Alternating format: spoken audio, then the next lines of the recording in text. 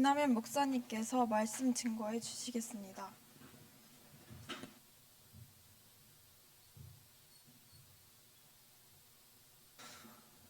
하나님의 말씀 고린도후서 13장 13절 한 절 말씀을 같이 읽겠습니다. 신약성경 고린도후서 13장 13절 한 절의 말씀. 고린도후서 13장 13절. 네. 찾으셨으면 같이 읽겠습니다. 주 예수 그리스도의 은혜와 하나님의 사랑과 성령의 교통하심이 너희 무리와 함께 있을지어다. 아멘. 많이 듣던 말이죠. 축도의 표준이 이겁니다. 그래서 예배 끝날 때 목사님이 축도해 주시잖아요. 그 축도의 표준 워딩이 이겁니다. 그래서 이거를 따라서 이렇게 축도를 하는 거죠. 뭐가 들어있습니까? 성부, 성자, 성령 하나님이 들어있죠. 예수 그리스도의 은혜, 하나님의 사랑, 성령의 교통하심. 그래서 이 예수 그리스도의 은혜, 하나님, 성부 하나님의 역사, 사랑과 그리고 성령 하나님의 지금도 은혜 주시고 역사하심이 우리 렘넌트들에게 바로 지금 예배드리는 순간에 충만하게 임하게 되기를 축복합니다. 오늘 같이 나눌 제목, 고린도후서를 마무리하는 말씀이죠. 육에 속한 자와 영에 속한 자입니다.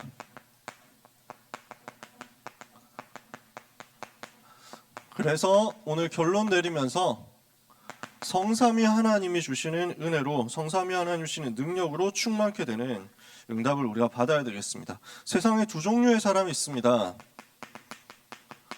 하나님을 아는 사람이 있고 하나님을 모르는 사람이 있습니다. 여러분은 어느 쪽에 있습니까? 세상에 두 종류의 사람이 있거든요. 하나님을 아는 사람 중에서도 복음을 아는 사람이 있고 복음을 모르는 사람이 있습니다. 그래서 교회를 다니는 사람과 교회를 안 다니는 사람이 이렇게 있겠지만 그 중에서도 진짜 복음 알고 다니는 사람은 얼마나 되겠냐. 현장 가보면 그렇잖아요. 기독교인 중에 복음 아는 사람 진짜 얼마나 될까요? 그리스도 아는 사람은 얼마나 될까요? 그리스도 모르는 사람 너무 많거든요. 진짜 영적 세계 모르는 사람 너무 많거든요.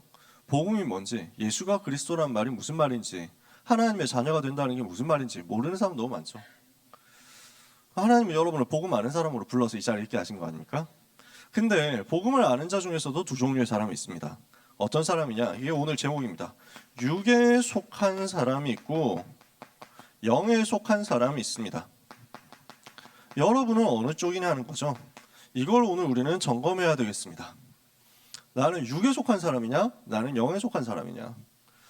육에 속한 사람은 어떤 사람입니까? 그래서 성경에 육에 속한 자 대표적인 몇 사람이 있습니다. 예수님 당시에 있었던 사람들. 바리새인들이라는 사람이 있죠. 바리새인이라는 말은 이 사람이 이제 뭐 바리새파 사람들이다라는 말인데 그 당시에 있었던 고유명사예요. 바리사이. 영어로는 바리새파의 사람들이 있습니다. 바리새당 뭐 이렇게 할 수도 있죠. 그러면 이 사람들의 특징은 굉장히 구약성이 기록된 율법을 잘 지킵니다. 구약 성경을 굉장히 많이 공부를 하고 구약 성경에 기록된 것을 열심히 따라가면서 그대로 살려고 애쓰는 사람들이었습니다. 공부를 많이 한 사람들이야. 근데 구약 성경의 율법에 보면은 이런 걸 해야 된다, 저런 걸 해야 된다 많이 적혀 있잖아요. 그 속에 어려운 사람 도와주는 내용이 참 많거든요. 그러니까 이 사람들도 그걸 따라하는 거야. 그러니까 구약의 율법을 지키기 위해서 어려운 사람을 열심히 도와주는 사람. 바리새인들은 그런 사람들이었어.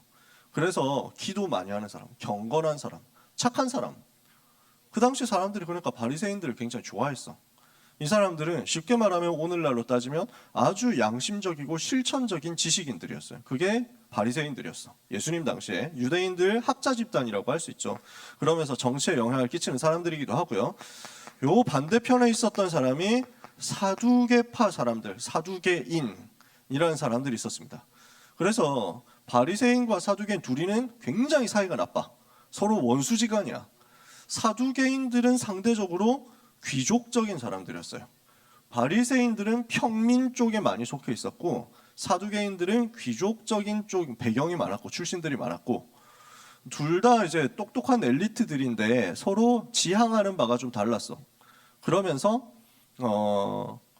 권력의 뭔가 안티 역할을 하는 게 바리새인이었다면 권력을 도와주는 역할을 하는 게 사두개인, 이런 쪽으로 많이 성격이 갈라졌었어요. 제일 큰 차이점은 뭐냐면 바리새인들은 영적인 것을 믿었어요. 부활을 믿었어. 천사를 믿었어. 사두개인들은 부활 안 믿고 천사 안 믿고 영적인 것 안 믿었어. 그러니까 이런 것들이 되게 많이 달랐죠. 근데 그래서 둘이 서로 되게 싸웠거든. 이 두 팀이 딱 한 번 하나 된 적이 있어. 언제 하나 됐냐? 예수님을 십자가에 못 박아 죽이자 할 때 하나 됐어요. 이 둘이, 이 사람들이 굉장히 훌륭한 사람이고 칭찬받는 사람이고 사람들이 부러워하는 그 시대 엘리트들이었는데, 근데 사실은 어떤 사람들이었냐? 육에 속한 사람들이었다는 거야. 바리새인들은, 사두개인들은 그 당시에 좀 욕을 먹었으니까 그러려니 하고, 바리새인들은 사람들이 생각할 때 굉장히 훌륭하다, 착하다 이랬다니까.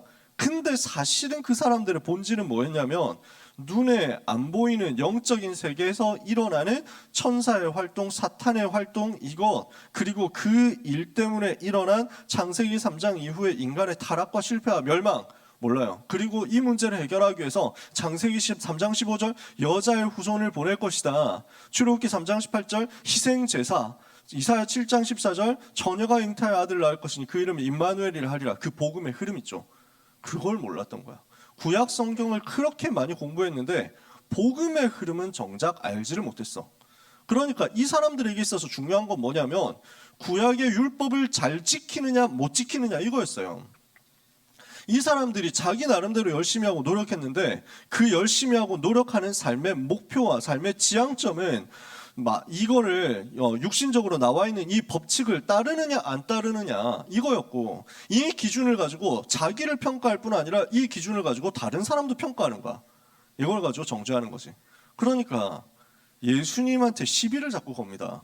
왜냐하면 자기들이 볼 때 예수님은 율법적으로 육신적으로 행동이 안 맞다는 거야. 구약의 율법을 다 어기는 것 같단 말이야.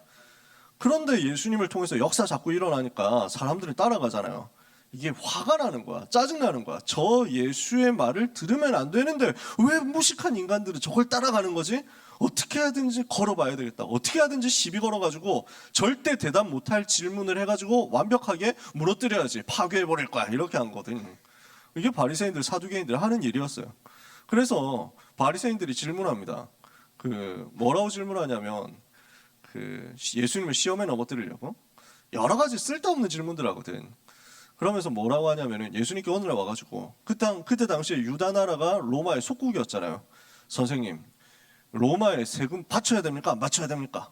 그렇게 질문을 한 거야. 그러니까 예수님이 얘들이 지금 뭘 하려는지를 알잖아. 세금 바쳐야 된다 이러면은 매국노? 님 매국노신데요? 친로마파 인정했고요. 뭐 이렇게 나오고, 세금 안 바쳐도 된다. 로마에 이릅니다. 뭐 이러면서 막 이렇게 해가지고 가불기에 넣어버리려고 한 거지. 예수님 뭐라고 합니까? 야, 동전 갖고 와봐. 얼굴 누가 있어? 로마 황제인데요. 그렇지. 황제의 것은 황제에게, 하나님의 것은 하나님께 바쳐라. 깔끔하게 주님은 다 끝내버리셨죠. 사람의 수준이 그렇게밖에 안 되니까 예수님을 측량할 수가 없잖아. 이렇게 해가지고 바리새인들이 깨갱하고 물러갔다는 소식을 듣고 이번에 사두개인들이 도전합니다. 이 사람들 부활을 안 믿잖아. 그러니까 부활한다고 칩시다. 그때 당시에 유다 나라에 어떤 풍습이 있었냐면 형제가 있는데 형이 결혼했는데 아이를 못 낳았다. 그리고 형이 죽었다. 이러면은 그 형의 부인이 동생하고 다시 결혼해. 그래서 아이를 낳아가지고 형의 가문의 대를 잇도록 만들었어. 그런 풍습이 있었거든. 그렇게 시스템이 돼 있었어. 그러니까 사두개인이 와가지고 질문하는 겁니다. 선생님, 어떤 사람이 7명 형제가 있는데 첫째가 결혼했는데 아이를 못 낳아가지고 그 여자가 둘째하고 결혼했습니다. 근데 둘째도 아이를 못 낳았습니다. 그리고 죽었습니다. 셋째, 넷째 이렇게 해가지고 7명하고 결혼했는데 7명이 다 아이를 못 낳고 죽었고 이 여자도 결국 나중에 죽었습니다. 부활하면 이 여자는 누구에게 시집 다시 가야 됩니까? 이렇게 질문한 거야. 개 쓸데없는 질문이지. 왜요? 이런 일이 실제 일어나겠어요? 일어나지도 않을 일을 가지고 시비를 터는 거야. 대답 못하도록 한번 걸어보자 이거지. 예수님 뭐라고 대답합니까? 성경도 모르고 영적인 것도 모르는 질문들을 하고 있네. 야, 부활하면은 시집도 안 가고 장가도 안 가고 하늘의 천사처럼 되는 거야. 그렇죠, 여러분. 예수님 재림하시고 우리 다 부활할 거거든요. 그때 와가지고 누구하고 결혼해야 돼, 뭐 누구 만나야 돼, 뭐 이래가지고 하는 게 아닙니다. 조상들 다 따라다니면서 몇 대 조상까지 존댓말 해야 되냐 이럴 거 없잖아요. 다 부활할 건데. 예를 들어서 예수 믿는 사람 다 부활한다 이러면은 우리 그래서 이 땅에서는 아버지 어머니, 이 땅에서는 아들 딸 이렇게 되고 손자 손녀 뭐 이렇게 되고 하겠죠. 그래서 천국 가면은 그렇게 서열을 나눌 수가 없어. 위아래로 이렇게 땅에서 아버지, 땅에서 어머니 감사합니다 이렇게 하겠지. 땅에서 아들 딸 해줘서 감사합니다 이렇게 되겠지. 왜냐, 그렇게 따시면 답이 없다니까. 가는 데마다 인사해야 돼. 언제 어디서 10대째 할아버지가 있을지 몰라. 고개도 못 들고 다닌다니까. 그러면 그러니까 영적인 것을 자꾸 육신적으로 오해하니까 쓸데없는 얘기를 하는 거예요. 이 사람들이 그거 하고 있는 거지. 육에 속한 사람. 지금 무슨 말인지 아시겠어요? 제사장들이 있었습니다, 그 당시에. 그리고 서기관들이 있었습니다. 율법 학자들도 있었습니다. 근데 이 사람들이 한 게 뭐였냐면 결국 예수님을 정죄하는 거였어요. 초대교회 이단 만드는 거였어요. 자기들은 나름대로 열심히 하거든, 열심히 신앙생활 했거든, 열심히 율법을 지켰거든. 근데 결국 어떻습니까? 영적인 건 하나도 모르고 복음에 대해서는 전혀 알지 못하고 결국 나중에 다 멸망당한 거예요. 고린도 교회에서는 분쟁하는 사람들이 있었습니다. 이 사람들은 어땠습니까? 우리가 뭐 얘기했잖아요. 고기를 먹어야 되냐 말아야 되냐, 이거 우상에게 바쳐진 제물인데, 이렇게 해가지고 서로 막 싸우는 겁니다. 아니 우상에게 바쳐진 제물을 먹으면 어떻게, 뭐 이러면서 막 욕을 하면은 반대쪽에서는 아직도 율법에서 못 빠져나오면 어떻게, 그럼 먹을 수 있어야지, 뭐 이래가지고 싸운다니까. 그 바울이 기가 차는 거야. 먹어도 되고 안 먹어도 되지, 그게 큰 문제 있냐. 아니 굳이 안 먹는 사람을 보고 뭐 아가리 넣어라, 뭐 아가리 열어라, 뭐 넣어준다 이렇게 할 필요는 뭐 있냐. 그리고 먹겠다는데 굳이 또 안 먹도록 야 먹지 마 이래가지고 막 입 닫아 뭐 이렇게 할 필요는 뭐 있냐. 그게 본질이 아닌데. 복음에 유익되면 하고 복음에 유익 안 되면 안 하면 되지. 먹든지 마시든지 하나님 영광 위해서 하면 되지. 그게 뭐가 문제라고 바울이 그렇게 얘기를 하는 거예요. 내가 받은 은사가 최고야, 네가 받은 은사가 더 못났어, 뭐 이러면서 뭐 이거 가지고 싸운다는 거야.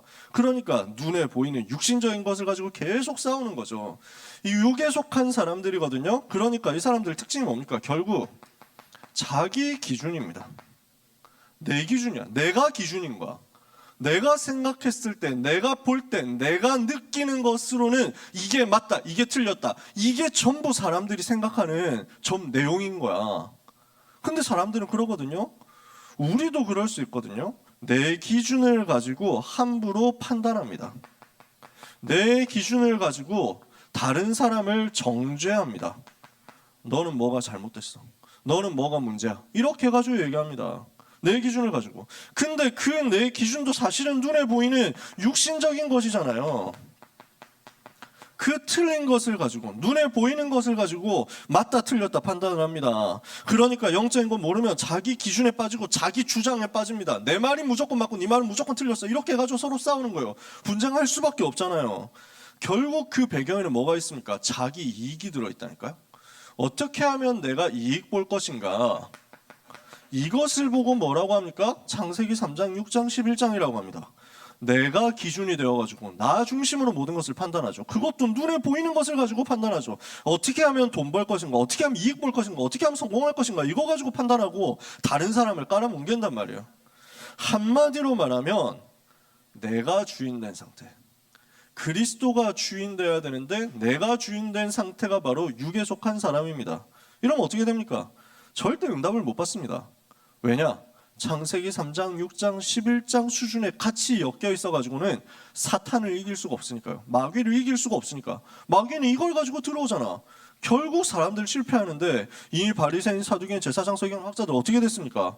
유다 나라는 멸망당하고 예루살렘 함락당해가지고 성전도 다 무너지고 불타고 수많은 사람들이 학살당하고 나머지 살아남은 사람은 유랑민족 되어가지고 전 세계로 흩어지고, 육신 중심 되어가지고 육에 속한 자 하고 있으니까, 내가 기준 되어가지고 다른 사람을 함부로 판단하고 정죄하고 있으니까, 비난하고 비판하고 있으니까, 그러니까 어린아이 수준이 되는 거예요. 어린아이들 수준은 뭔지 압니까? 여러분 아시잖아요. 여러분도 그 시절 겪어왔으니까.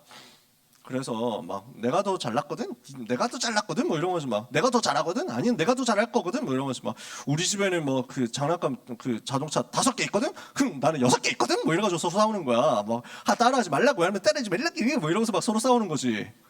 그게 육에 속한 자야. 똑같잖아. 아니 이거 바쳐야 됩니까 말아야 됩니까? 똑같은 거지. 먹어야 되니 말아야 돼? 안 먹어야 되지. 안 먹어도 되지. 뭐 이래가지고 이해가 되세요? 나를 점검해 보자. 우리도 이러고 있을 수 있다니까. 내가 기준 돼가지고 내 주장하고. 그래서 바울은 지금 영에 속한 자가 어떤 사람이냐라는 것을 고린도후서에서 쭉 얘기를 하는 겁니다. 고린도후서 6장 1절 2절에 보니까 은혜의 때를 놓치지 않는 사람이 영에 속한 자다 이렇게 얘기합니다. 우리가 하나님과 함께 일하는 자로서 너희를 권하노니 하나님의 은혜를 헛되이 받지 말라. 이르시되 내가 은혜 베풀 때 너에게 듣고 구원의 날에 너를 도왔다 하셨으니 보라 지금은 은혜 받을 만한 때요 지금은 구원의 날이로다. 은혜 받을 때를 놓치지 않는 사람, 이게 영에 속한 사람이라는 거예요. 무슨 말인지 이해가 되세요? 육에 속한 사람은 맞다 틀리다 가지고 싸우는데 영에 속한 사람은 이거 싸움할 시간 없다는 거예요. 왜? 나는 지금 은혜 받아야 되니까. 나는 지금 하나님의 음성 들어야 되니까. 나는 지금 하나님이 주시는 영적인 축복을 받아야 되니까. 나는 복음 듣는 자리에 갈 거야. 나는 말씀 듣는 자리에 갈 거야. 나는 예배하는 자리에 갈 거야. 나는 하나님과 만나는 그 서밋타임 시간을 누릴 거야. 영에 속한 사람의 선택이죠.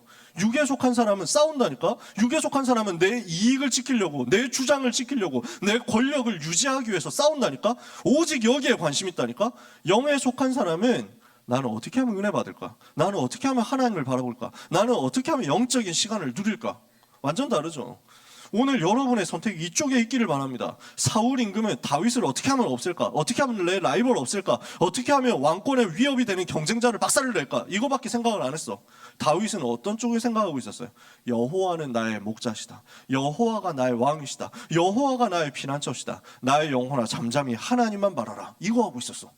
레벨이 다르지? 영에 속한 사람이라는 거예요. 그러니까 영에 속한 사람은 어떻습니까? 회개하는 사람, 용서하는 사람, 이것을 기뻐하는 사람. 그러니까 바울은요 고린도 교회가 회개했다는 소식을 듣고 너무 기쁜 거예요. 그리고 모든 사람 다 용서하는 거야. 너희도 용서해라. 나는 너희를 다 용서했다. 이게 영에 속한 사람이지. 왜? 육신적인 거 가지고 싸우고 있으면 사탄을 못 이기니까. 사탄은 분노를 가지고 틈을 타거든요. 사탄은 다른 사람 미워하고 비난하고 비판하고 정죄하는 것을 가지고 틈 타거든요. 우리는 다 살려주는 거야. 살려주는 사람은 사탄의 권세를 완전히 무너뜨리는 거지. 사탄이 발 아래 완전히 무릎 꿇도록 만드는 거지. 믿음의 사람을 도우는 사람들이 바로 영에 속한 사람입니다. 그래서 어떤 사람이 나옵니까? 헌금하는 사람들이 나왔습니다. 연보라고 했죠. 헌금하는 사람들이 나왔습니다. 진짜 어려움 당하는 교회를 위해서, 또 전도자가 복음 전하는 것을 돕기 위해서 자신의 시간을 드릴 수 있고 자신의 경제를 드릴 수 있고 자신의 삶을 드릴 수 있는 사람들, 이 사람들이 영에 속한 사람이잖아요. 왜? 내 이익 따지고 있으면 교회 헌금하겠어요? 내 이익 따지고 있으면 전도자의 배경이 되고 후원을 하고 이렇게 하겠어요? 선교사님 돕고 하는 것만큼 뻘짓이 없겠지. 내 돈 버는 거 생각하는 그런 사람들은요, 그 사람들에게 하나님이 경제를 줬다가도 다 뺏어갑니다. 나중에 그 사람들 경제 쥐고 있는 것 같죠. 나중에 다 없어집니다. 하나님은 믿음의 사람, 정말 복음 전하는 전도자와 교회를 살리기 위해서 헌금하는 사람, 헌신하는 사람, 이것을 위해서 동역하는 사람들을 반드시 축복하십니다. 이 사람이 영에 속한 사람이죠. 그러니까 현장에 가서 가난한 자, 어려움 당하는 자 살릴 수밖에 없습니다. 힘들어하는 사람, 왜? 지금 복음 없어가지고 어려움 당하고 고난 당한다. 도와줘야 될 거 아니에요. 복음 받았는데 아직까지 힘들다. 그러면 일어설 수 있을 때까지 계속 뒤에서 후원하는 거야. 그래서 초대교회가 지금 했던 거, 바울이 소개하는 사람들은요, 예루살렘 교회가 지금 복음 전하다가 이단 누명 쓰고 핍박받으니까 사회생활도 안 되고 경제생활도 안 되고 돈을 벌 수도 없고 직장에 갈 수도 없다. 이 상황이니까 경제가 너무 어려운데, 이런 예루살렘 교회 성도들을 돕기 위해서 마게도냐 교회가 이렇게 헌금하고 준비를 했다. 얼마나 감사하냐. 고린도 교회 여러분들이 더 응답 받을 줄 믿는다. 이렇게 써 있거든요. 요 내용들이야. 헌금에 대해서 뒷부분 얘기하거든. 당연히 영에 속한 사람은 이쪽으로 관심 가게 되어 있습니다. 어려운 사람이 어디 있지? 힘든 사람이 어디 있지? 고난당한 사람 어디 있지? 어떻게 하면 내가 도와줄 수 있지? 어떻게 하면 내가 살려줄 수 있지? 여러분이 바로 그 눈을 여는 전도자의 눈을 가진 하나님의 자녀들이 되시기를 바랍니다. 전도자는, 또 영에 속한 사람은 최고의 영적 체험, 이 비밀을 가진 사람들입니다. 그래서 바울이 고린도후서 12장에 보니까요, 자기에게 굉장히 어려운 일이 있었던 거예요. 뭔가 육신의 질병이 있었던 것 같아. 구체적으로 뭔지는 안 나오지만 이 질병 때문에 깊은 기도 속으로 들어간 거야. 그래서 12장 전체를 보면 12장 내용을 보면요. 몸에 연약한 부분이 있었거든. 여러 계시를 7절부터 보면요. 12장 7절부터 보면 여러 계시를 받은 것이 지극히 크므로 너무 자만하지 교만하지 않게 하시려고 내 육체에 가시고 사탄의 사자를 두셨으니 이는 나를 쳐서 너무 자만하지 않게 하려 하심이라. 이것이 내게서 떠나가게 하기 위하여 내가 3번 주께 간구했다. 그런데 주님이 나에게 뭐라고 말씀하시죠? 내 은혜가 너에게 족하도다. 이는 내 능력이 약한 데서 온전하여짐이라. 바울이 이 답을 얻은 거야. 이걸 깨달은 거지. 아, 내가 부족할수록 유익이구나. 왜? 그리스도가 더 나타날 거니까. 내가 모자랄수록 더 괜찮구나. 왜? 그리스도만 드러날 거니까. 그래서 바울이 이야기합니다. 그러므로 도리어 크게 기뻐함으로 나의 여러 약한 것들에 대하여 자랑하리니 이는 그리스도의 능력이 내게 머물게 하려 함이라. 그러므로 내가 그리스도를 위하여 약한 것들과 능력과 궁핍과 박해와 곤고를 기뻐하노니 이는 내가 약한 그때에 강함이라. 오늘 모든 렘넌트 여러분 이 답을 얻으시기를 바랍니다. 내가 약할수록, 내가 모자랄수록, 내가 부족할수록 나는 더 감사하다. 왜요?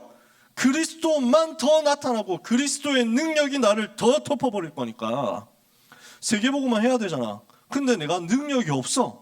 내가 능력이 없는데 세계복음만 해야 돼. 그러면 하나님은 그 부족한 능력만큼 하나님의 능력으로 더 채울 거 아니에요. 안 그렇습니까? 여러분, 나는 오늘 부족하다, 나는 오늘 연약하다, 나는 오늘 너무 못생겼다, 나는 오늘 너무 못났다, 우리 집안 너무 가난하다, 나는 너무 머리가 나쁘다 생각합니까? 뒤집으세요. 하나님이 세계복음화 때문에 나에게 최고의 조건을 주셨구나. 내가 약할 그때 곧 강함이다. 이 영적 체험이 여러분에게 반드시 있게 되기를 축복합니다. 그래서 문제 왔는데 그 문제 때문에 완전 깊은 기도 속으로 들어갔어요. 영적 집중 속으로 들어간 거예요.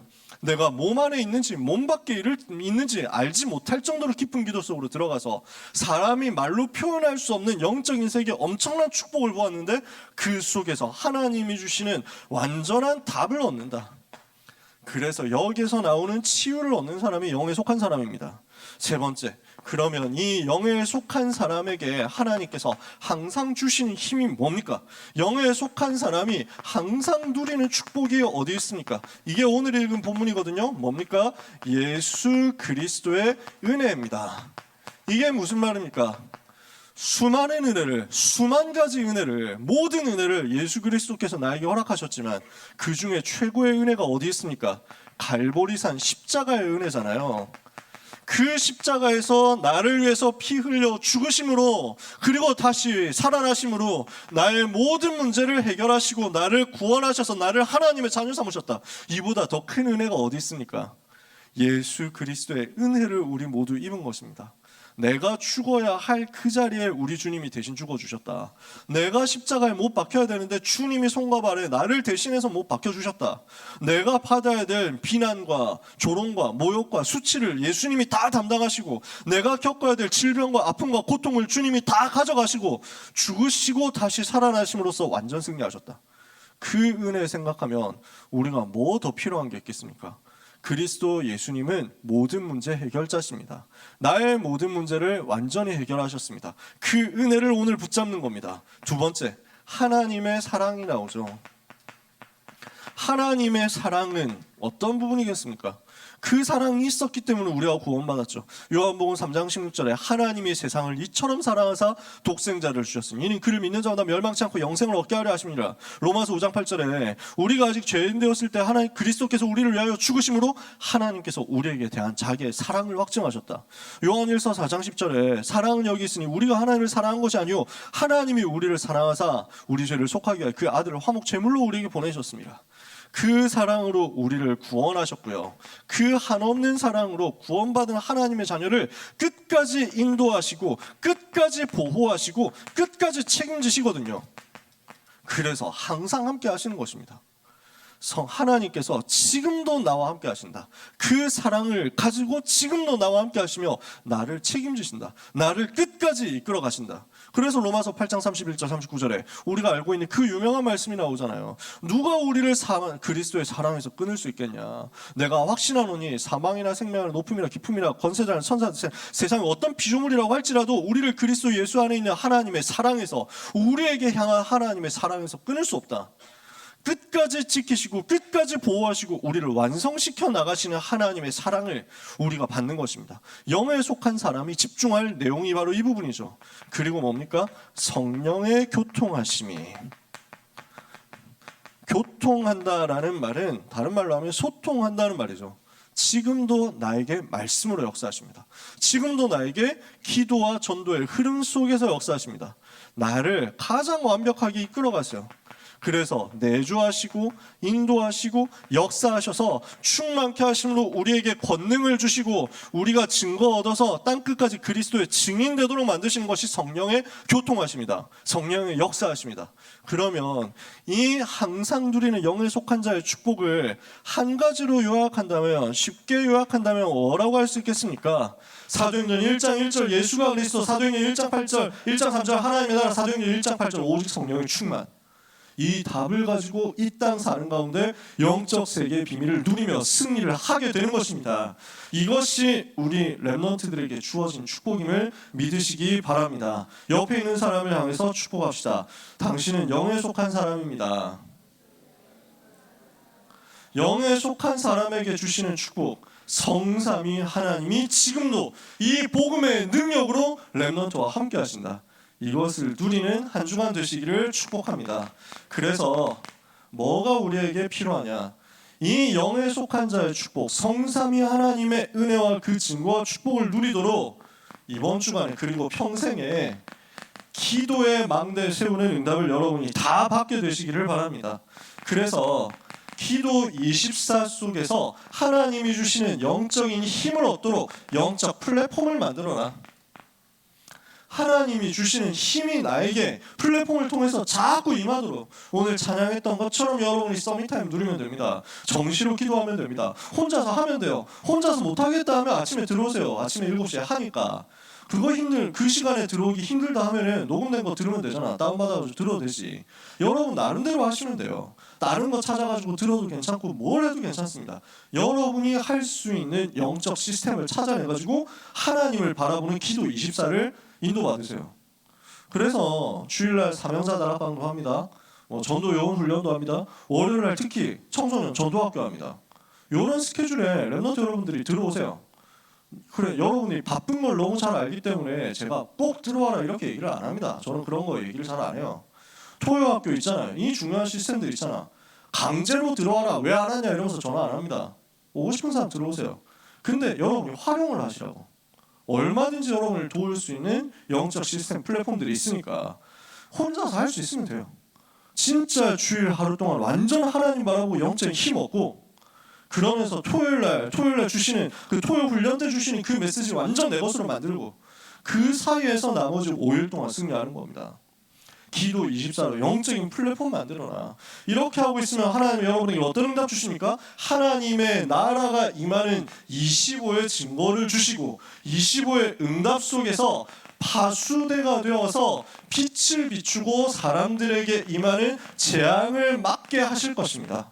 이 일이 벌어지는 거죠. 이렇게 하고 있는 여러분에게 하나님은 보좌의 영원한 응답을 여러분에게 주셔서 영원한 보좌의 세계와 나의 세계가 소통되고 이것과 237이 소통되는 안테나의 응답을 주실 것입니다.